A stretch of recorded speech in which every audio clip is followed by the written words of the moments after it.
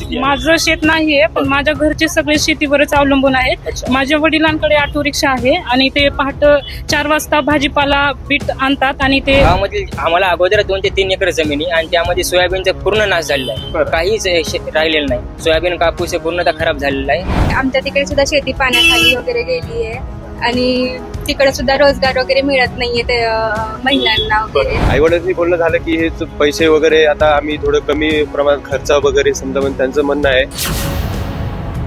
दुष्काळी भाग म्हणून ओळख असणाऱ्या मराठवाड्यात मागील काही दिवसांपासून पावसानं थैमान घातलंय.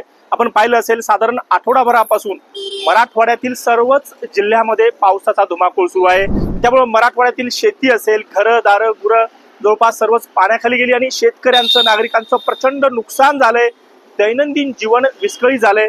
माझ्यासोबत मराठवाड्यातील हे काही विद्यार्थी आहेत जे पुण्यात शिक्षण घेत आहेत. त्यांना देखील याविषयी काहीतरी बोलायचंय, त्यांच्या देखील काहीतरी भावना आहेत. गावात जो काही पावसाचा हाहाकार सुरू आहे त्यामुळे त्यांना आपल्या घरच्यांची चिंता वाटते. या विद्यार्थ्यांना नेमकं काय वाटतं हे आपण त्यांच्याकडनं जाणून घेणार आहोत.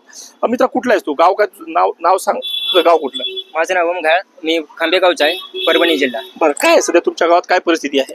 गावामधील आम्हाला अगोदर 2 ते 3 एकर जमिनी आणि त्यामध्ये सोयाबीनचा पूर्ण नाश झालेला आहे. काहीच राहिलेलं नाही. सोयाबीन कापूस पूर्णतः खराब झालेला आहे आणि संपूर्ण महाराष्ट्राला माहिती आहे की मराठवाड्यामध्ये नुकसान झाले तरी सरकार एवढं पंचनामे करून एवढा वेळ घालते. आता शेतकऱ्याला लगेच तातडीची गरजेची मदतीची गरज आहे.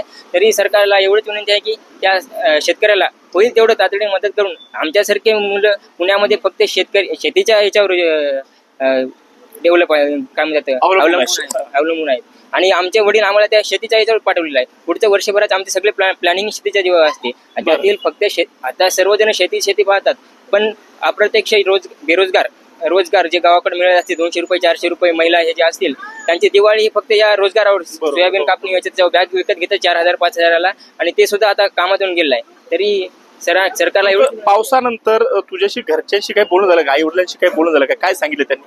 साधारण किती नुकसान झाले? बोलण्यात झाले. नुकसान असं झाले की जेवढा खर्च शेतीमध्ये लावला सोयाबीन कापसासाठी तेवढाही निघत नाही. ओके. आणि सावकाराच्या पहिल्याच कर्ज ते वाढत जाते. आता पुढचं आम्हाला असं झालंय की पुढच्या शिक्षणासाठी आम्ही काय करायचं? ओके. कारण आम्ही पूर्ण प्लॅनिंग आमची शेतीवरच होती. तर आता सरकारला. बरोबर. तू कुठले, तुझं गाव कुठलं आहे? नाव सांग मला आधी, तुझं गाव सांग आणि काय परिस्थिती तुझ्या गावात सध्या? मी धाराशिवकडची आहे आणि आमच्या तिकडे सुद्धा शेती पाण्याखाली वगैरे गेली आहे आणि तिकडे सुद्धा रोजगार वगैरे मिळत नाहीये ते महिलांना वगैरे आणि त्यांना सुद्धा आता प्रश्न पडतोय की कसं काय घरची परिस्थिती कसं भागवायचं, जेवण कसं मिळवायचं वगैरे ते सगळं. आणि माझ्या मैत्रिणी ज्या आहेत त्यांचे सुद्धा घरं वगैरे पाण्याखाली गेली आहेत. त्यांना सुद्धा काळजी वाटते की आई वडील तिकडे कसे राहत असतील, कसे झोपत असतील, त्यांचं जेवणाचं काय चाललंय, तर त्यांचा कॉन्टॅक्ट होत नाहीये त्यांच्या घरच्यांसोबत, तर त्या सुद्धा रडत वगैरे आहेत. ओके. जवळपास सर्वच मराठवाड्यातल्या संपूर्ण जिल्ह्यामध्ये जवळपास हीच परिस्थिती आहे. कारण अनेक गावांमध्ये पाणी शिरलंय आणि याचा फटका जो आहे तो अनेकांना बसलाय.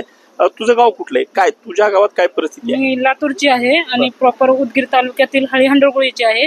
माझ्या म्हणजे गावाकडची सगळी माणसं शेतीवरच अवलंबून असतात आणि पूर्णतः शेती पाण्यामध्ये गेलेली. नदी जिथं आहे त्यापासून जवळ असणारी अनेक घरं पाण्याखाली गेलेली आहेत. तसंच आमच्या तुमचं काही शेत आहे? शेताची काय परिस्थिती आहे? माझं शेत नाहीये, पण माझ्या घरचे सगळे शेतीवरच अवलंबून आहेत. माझ्या वडिलांकडे ऑटो रिक्षा आहे आणि ते पहाटे 4 वाजता भाजीपाला बीट आणतात आणि ते विकतात, म्हणजे विकायचं ते काम करतात. माझी आई मोलमजुरी करते. तर ते सगळं साधारणपणे म्हणजे खूप सारा परिणाम पडलेला आहे. रोजगार नाहीये, काही नाहीये. अनेक स्त्रियांची परिस्थिती अशीच झालेली आहे.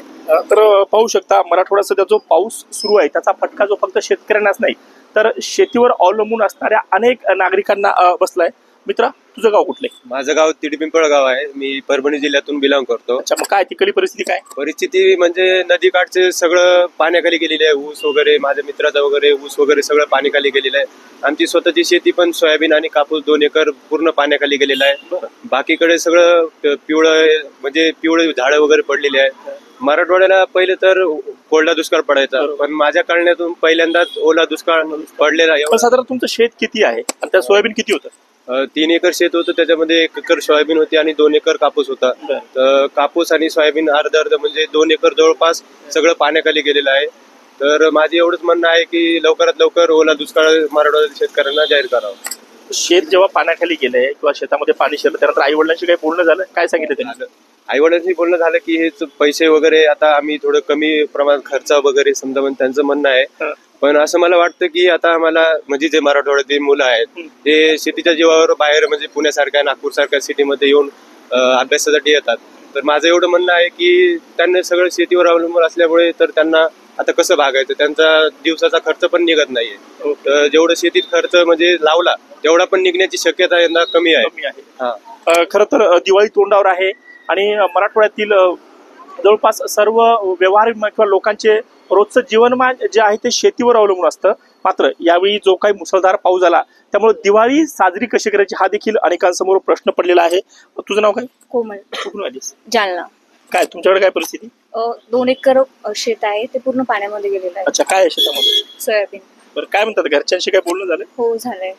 आता सरकारची वाट बघतोय आम्ही. सरकार तर गेले जवळपास मंत्री जात आहेत बऱ्यापैकी शेतावर जाऊन भेटी देत आहेत. तर पाऊस जरी मराठवाड्यात सुरू असला, मराठवाड्यातील लोकांना जरी याचा फटका बसत असला तर मात्र मराठवाड्यातील जे विद्यार्थी पुणे शहरात शिक्षण घेत आहेत त्यांना देखील या पावसामुळे चिंता वाटते. कारण घरदार जे आहे, शेतीवाडी जी आहे ती संपूर्ण पाण्याखाली गेलेली आहे.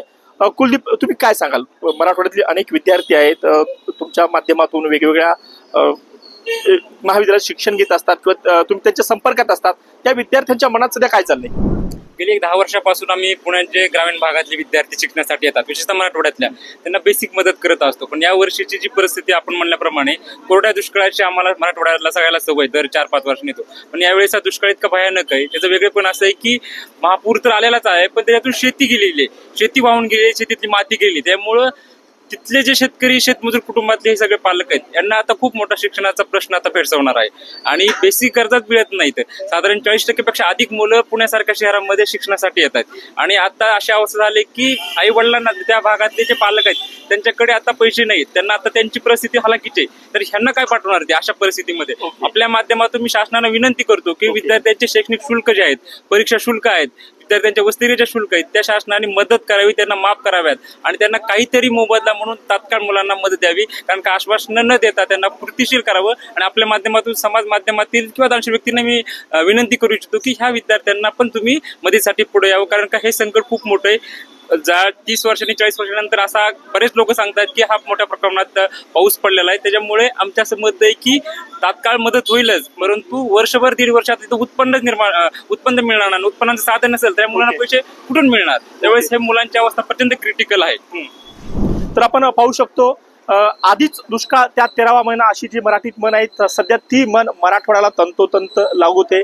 कारण शेतीतून मिळणाऱ्या उत्पन्नावरच येथील बहुतांश मंडळी जे आहे ते अवलंबून असतात. आणि या वर्षी या पावसानं शेतीतील सर्व काही हिरावून नेलं. त्यामुळे पुढचं व्हायचं कसं असा प्रश्न जो आहे तो या विद्यार्थ्यांसमोर देखील पडलाय. पुण्याहून किरण शिंदे, लोकमत व्हिडिओ.